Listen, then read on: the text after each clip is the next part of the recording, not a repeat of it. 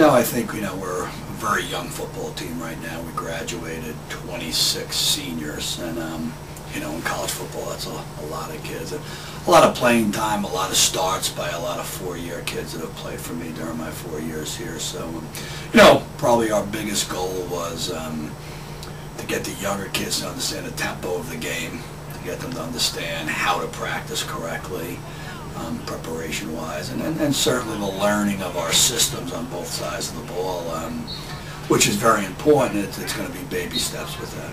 Yeah, the 8 kids we took have been super kids.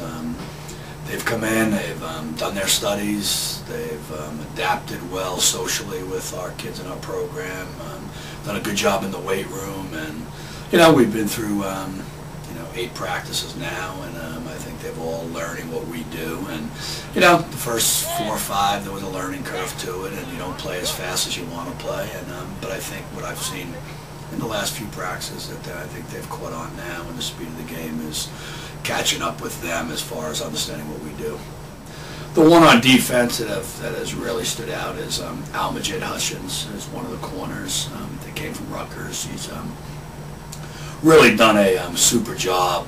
He comes from a very well-coached program at Coach Shiano's program at Rutgers, and he's brought those tools to our football field, so we're excited about him.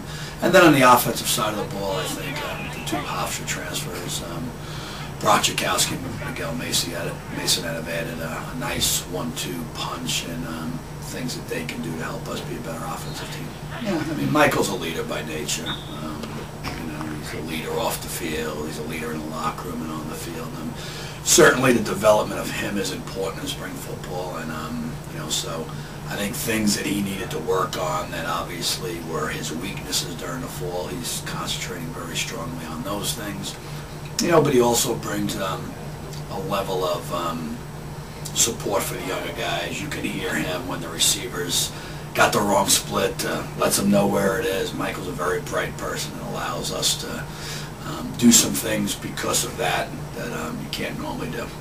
Well, I think there's some expectations as a coaching staff and as players, and certainly when there's those positive expectations and you created a scenario where you reached a goal you had, then I think certainly that the tempo tends to be a little bit better. I think you have less discipline problems because I think kids understand what it is to be successful.